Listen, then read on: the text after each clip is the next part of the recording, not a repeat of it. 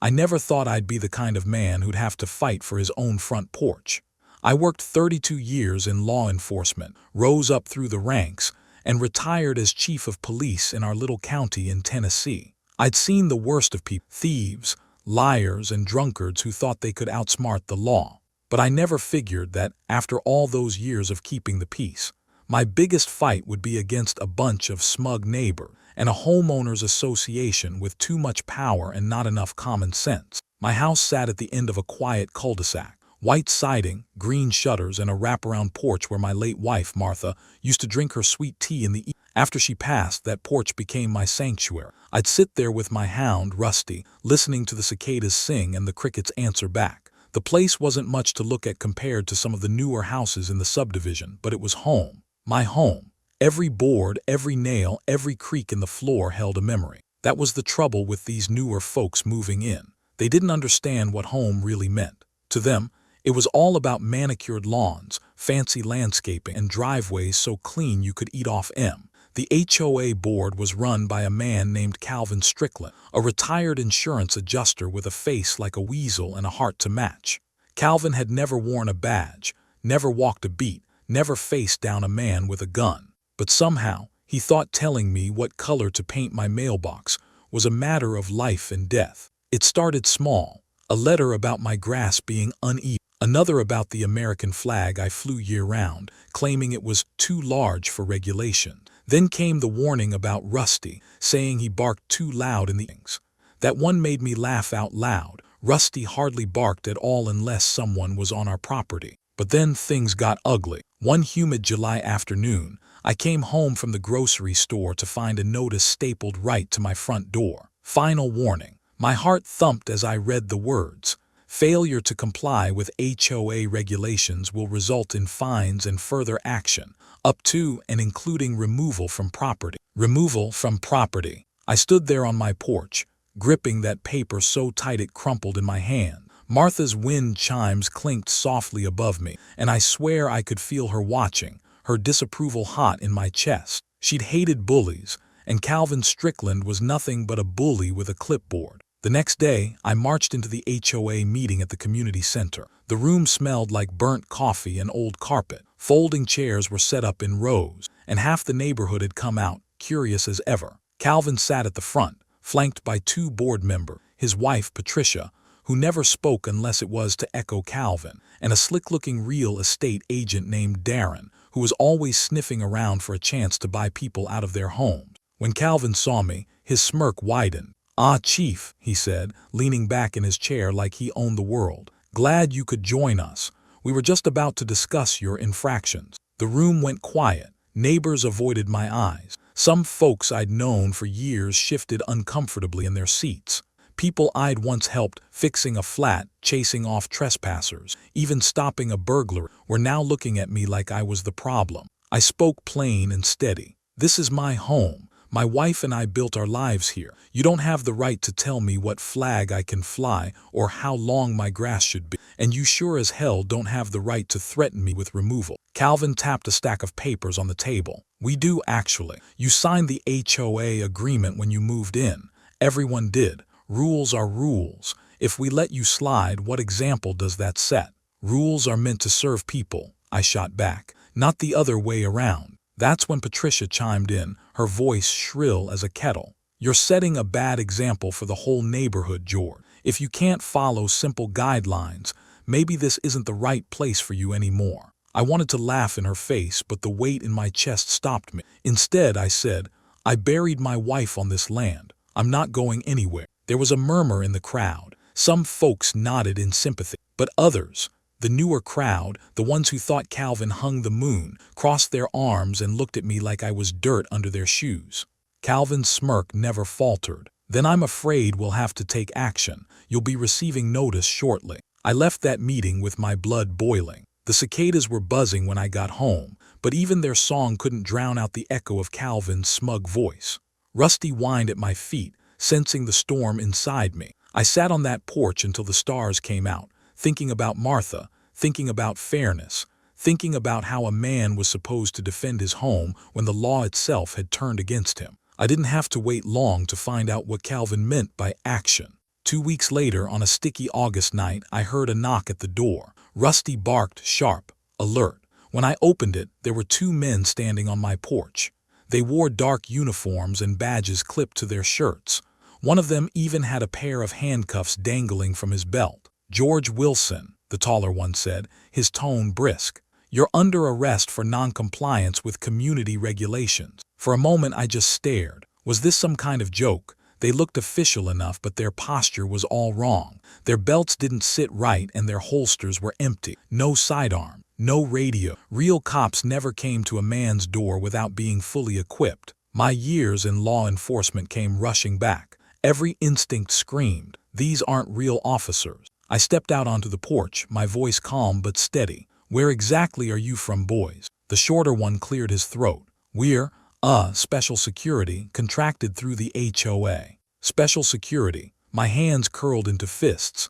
Calvin had gone too far. Hearing imposters, fake cops, to intimidate me, to drag me off my own property like some criminal. Rusty growled low at my side, teeth bared. The taller man shifted uneasily. "Sir, please cooperate, we don't want trouble." I looked them both dead in the eye, my voice dropping to a tone I hadn't used in years. "You boys picked the wrong porch. I'm George Wilson, retired chief of police, and I know damn well impersonating an officer is a felony." The color drained from their faces. The shorter one stammered, "We're just doing what we were told." I cut him off. "Told by who?" "Calvin Strickland." Neither answered, but their silence was as good as a confession. I took a slow step forward, the porch light catching every line in my weathered face. "Now, you can walk off this property right now, or I can call the real sheriff and have you both in cuffs before sunrise. Which is it?"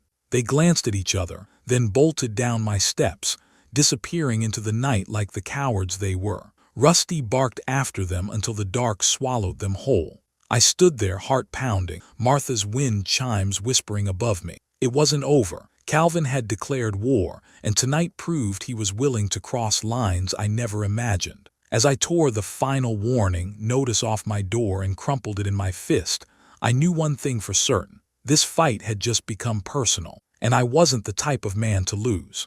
The morning after those imposters tried to drag me off my own porch, the whole neighborhood seemed quieter, like folks were holding their breath. I didn't sleep much that night, too busy thinking about what Calvin had done, what he might try next.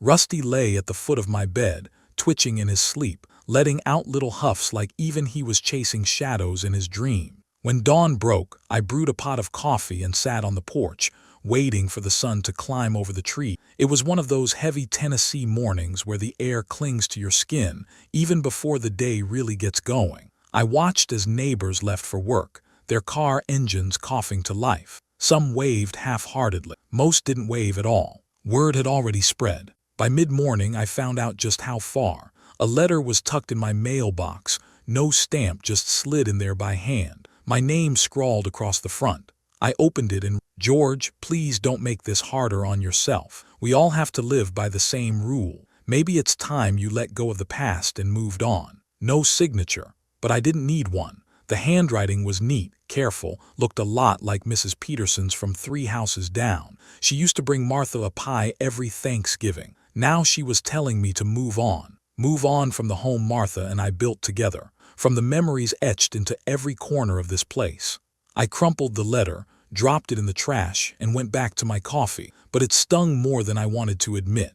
Later that day, I drove into town to pick up some supplies. At the hardware store, I ran into an old friend, Bill Hammond. Bill and I had gone fishing more times than I could count. His boy had even done a summer internship at the station back when I was chief. But when I called out, "Morning, Bill," he froze, gave me the briefest nod, and turned down another aisle. Like I was contagious. I stood there with a box of nails in my hand, my stomach sinking. That's when it hit me. Calvin wasn't just trying to find me, wasn't just sending fake cops to scare me. He was poisoning the well, turning the town against me. That evening, I found a second letter taped to my door. This one was official, printed with the HOA letterhead. Effective immediately, all privileges to community amenity, including pool, clubhouse, and recreational facilities, are revoked pending resolution of your violations. I laughed out loud, pool and clubhouse.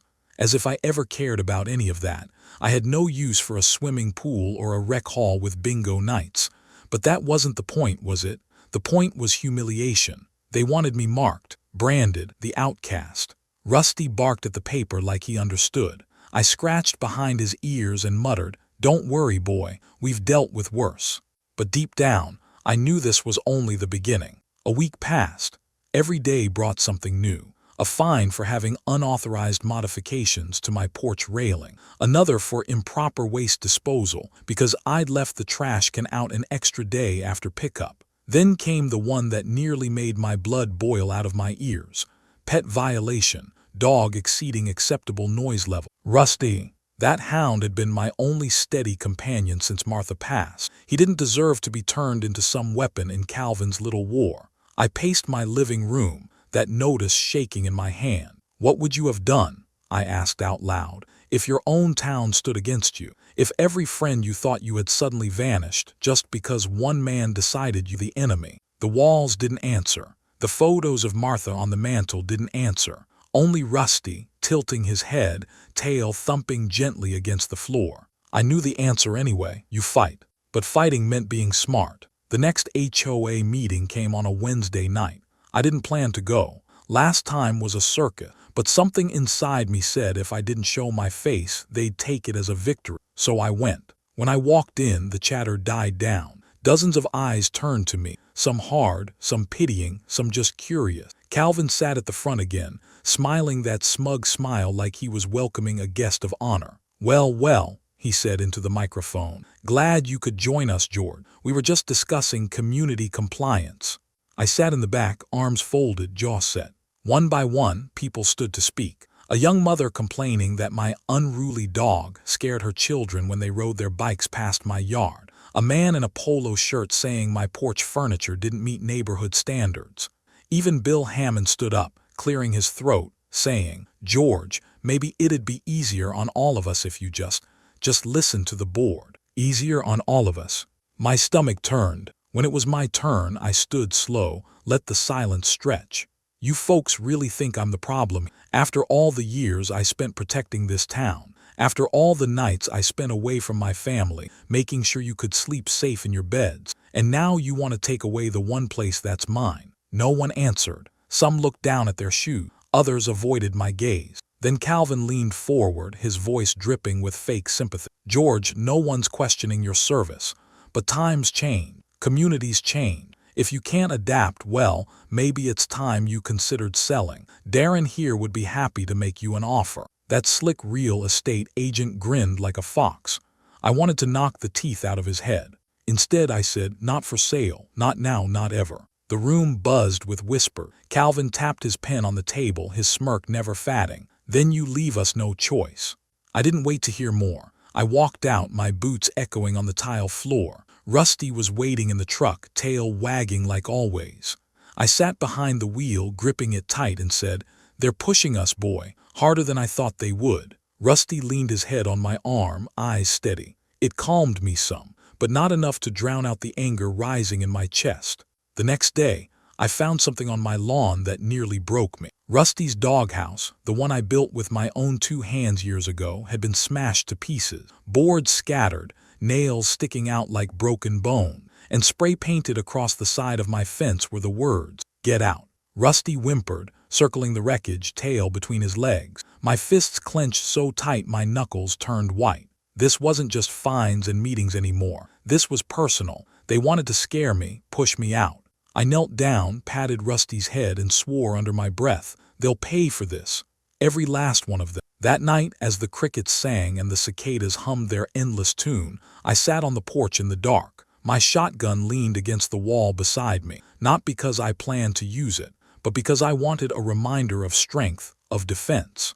The old chief in me was waking up, the part that knew how to handle enemies who thought they could intimidate me. The stars above were hidden behind a blanket of clouds, the air thick with the promise of rain. Rusty lay at my feet, finally asleep after packing half the... And that's when I heard it. A car engine idling slow, headlights cutting through the trees at the end of the street, just sitting there, watching. I leaned forward in my chair, my heartbeat steady. The kind of steady that comes when you've faced danger before and know it's better to be calm than afraid. After a minute, the car rolled off, disappearing into the night.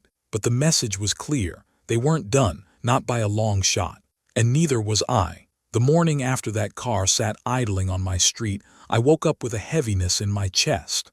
Not fear exactly, more like the weight of knowing I was in a fight that wasn't going to end clean. I'd been in plenty of fights before, back when I wore the badge, but those fights had rule. This one didn't. Rusty padded along beside me as I brewed a pot of coffee. The doghouse in Splinter's out back reminded me this wasn't just Calvin playing paperwork games anymore. He wanted me out, bad enough to send goons to my porch, bad enough to sick the neighborhood against me, bad enough to vandalize what was mine. The question was why? Money, pride, or something darker? I sat on the porch, sipping coffee as the sun burned through the morning haze. Martha's wind chimes swayed in the breeze, the notes soft but steady, like a voice reminding me to keep my head clear. That's when I decided, if Calvin wanted a war, I wasn't just going to defend myself. I was going to dig until I knew what cards he was holding. That afternoon, I headed into town and paid a visit to the county clerk's office,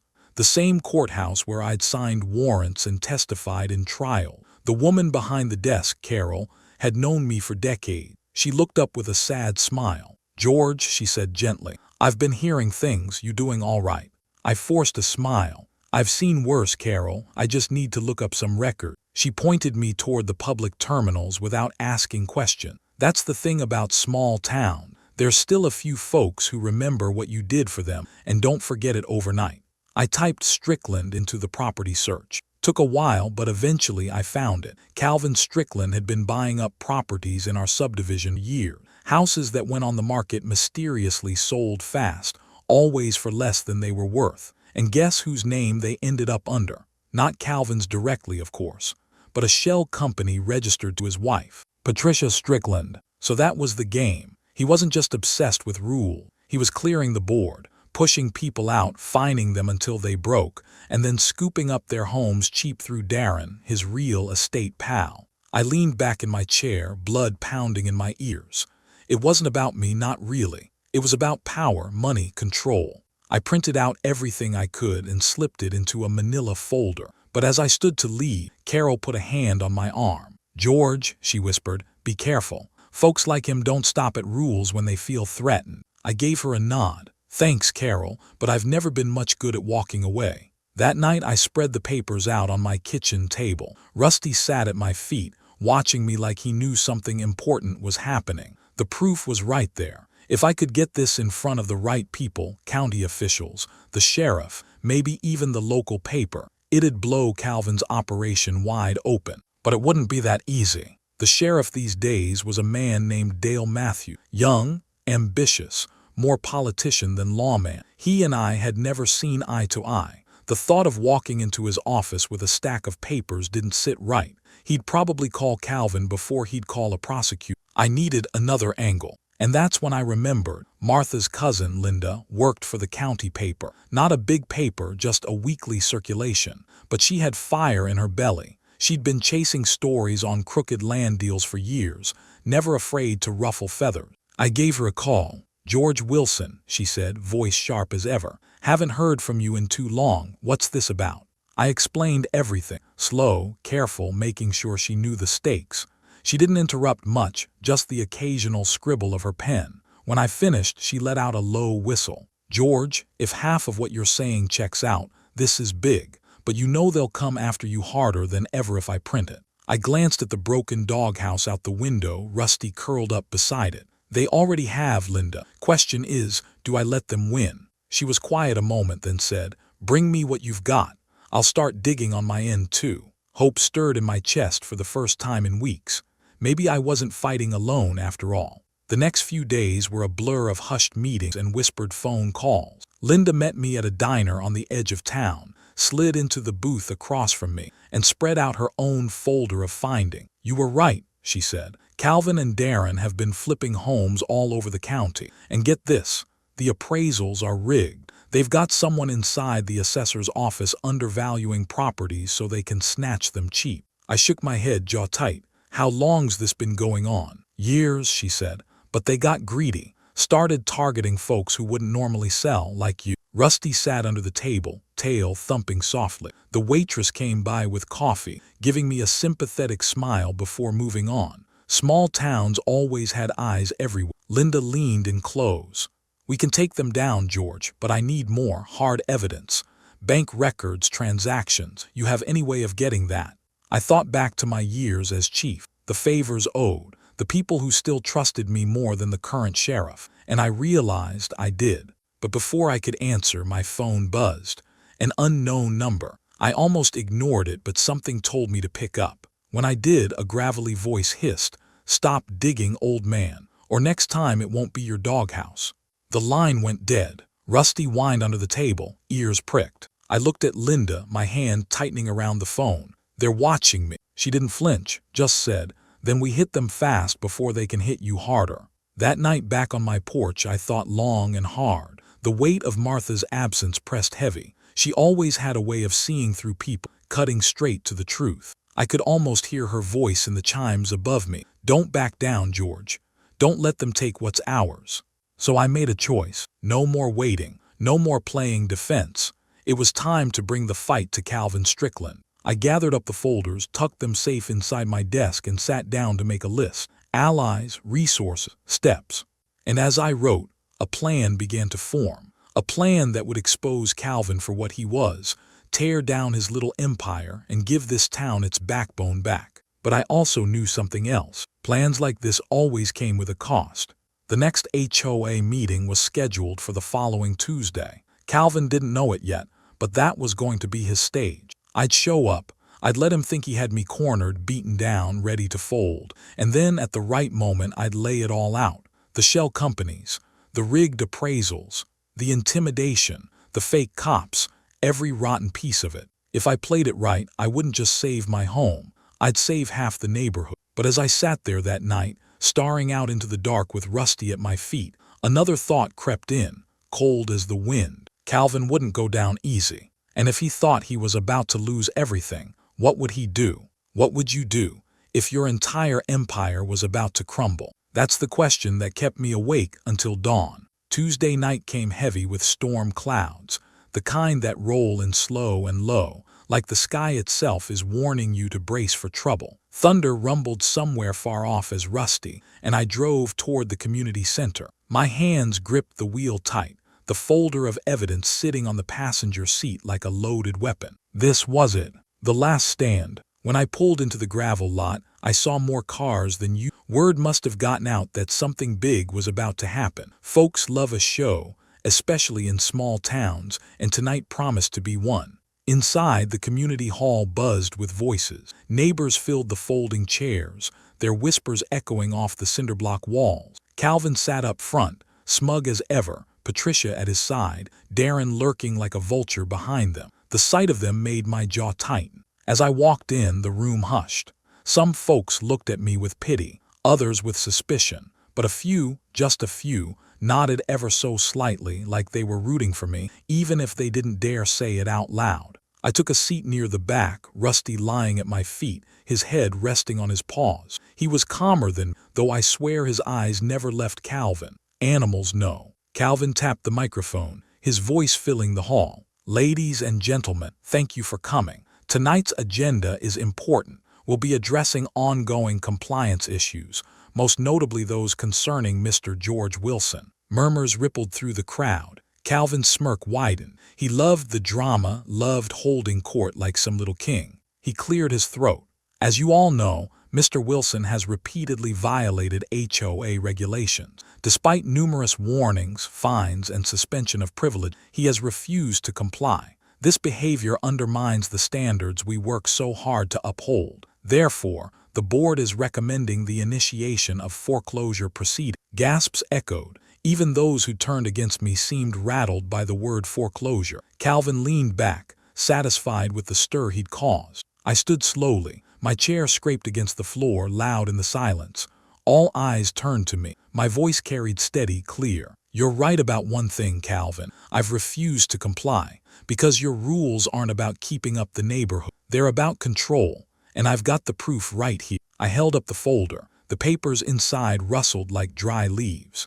Calvin's smirk faltered just a hair. "Sit down, George, this isn't your—" "No," I cut him off. "It's my turn." I walked to the front, Rusty padding behind me, tail low but steady. I laid the papers on the table, flipping them open for all to see. These aren't just HOA fines. They're part of a pattern, a scheme. Calvin and his friends here have been driving folks out of their homes, fines, intimidation, even vandalism. And when those folks finally give up, guess who buys the properties for pennies on the dollar? Patricia Strickland, through a shell company. The room buzzed with shocked voices. People craned their necks, trying to see the document. I pointed at Darren. And then Darren flips those houses for profit, with Calvin pocketing his cut.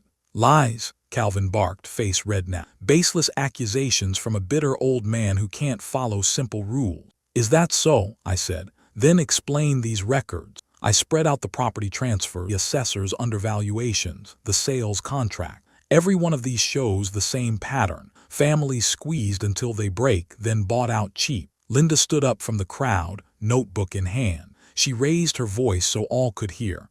"I've confirmed the documents. The assessor's office has already opened an internal investigation. This story will run in the paper this Friday." Gasps again. People turned to each other, whispering, eyes wide. Calvin's mask cracked. His voice rose, desperate now. "She's lying, they're both lying." But the crowd wasn't buying it. Neighbors who'd once avoided my eyes now looked at me with dawning realization. Mrs. Peterson, who'd left that anonymous note, clutched her husband's arm, shame written across her face. I leaned closer to Calvin, my voice low but cutting. "And let's not forget the 2 imposters you sent to my porch.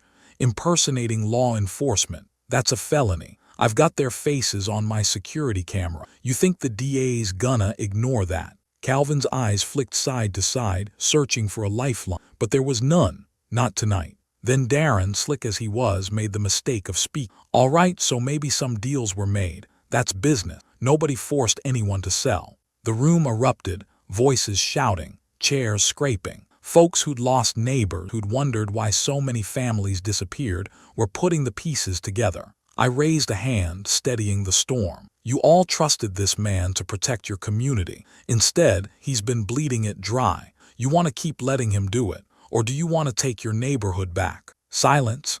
Then slowly applause, first from Linda, then from a few neighbors, until the whole room thundered with clapping and cheer. Calvin shouted into the microphone, voice shrill, desperate. "Order! I demand order! I am the elected president of this HOA, and I will not." But his words drowned beneath the sound of his own neighbors, rising against him. By the time the sheriff arrived, called by someone in the chaos, the meeting was finished. Sheriff Dale looked uneasy seeing me, folder in hand, crowd buzzing with anger. He pulled me aside, muttering, "George, you really stirred up a hornet's nest." "Just doing what you should have done," I said, handing him the documents. "There's your hornet's nest. Handle it." He glanced through the papers, his jaw tightening. "Looks bad. Looks criminal," I corrected. "Don't bury this, Dale, not this time." For once, he didn't argue. Maybe the crowd chanting Calvin's name like a curse convinced him, or maybe even he could see which way the wind was blowing. Either way, Calvin and Darren were escorted out that night, faces pale, their empire crumbling. Patricia followed, head down, clutching her purse like it held the last scraps of her pride. In the days that followed, the neighborhood changed. Folks who turned their backs now stopped by with pies, with handshakes, with apologies. Mrs. Peterson showed up at my porch one afternoon, tears in her eyes. "I'm sorry, George," she whispered. "I should have stood up sooner." I nodded, not unkind. "We all make mistakes. What matters is what you do now." Rusty lay at my feet, soaking up the pats and scratches from kids who once crossed the street to avoid him. His new doghouse, rebuilt sturdier than ever, stood proud in the yard, painted bright red by volunteers. For the first time in months, I felt peace settling back into my bones. But peace is never the whole story, is it? Because one evening, just as the cicadas sang and the sun dipped low, I sat on my porch and found an envelope tucked under my doormat. No return address. Just a single sheet of paper inside. In neat handwriting it read, "This isn't over. You may have won this battle, but wars are long. Watch your back." Rusty growled, the fur on his neck bristling. I folded the note, slipped it into my pocket and looked out at the darkening street. My home was safe for now. Calvin's empire was in ruin. Justice, at least this round, had been served. But I knew better than most. Men like Calvin don't give up easy. They wait, they plot, they find new ways to crawl back. I leaned back in my chair, the wind chimes whispering above me, and muttered to Martha's memory, "Don't worry, love. If they come again, I'll be ready." And in the stillness of that Tennessee night, I almost swore I heard her voice in the breeze, steady, strong, and proud.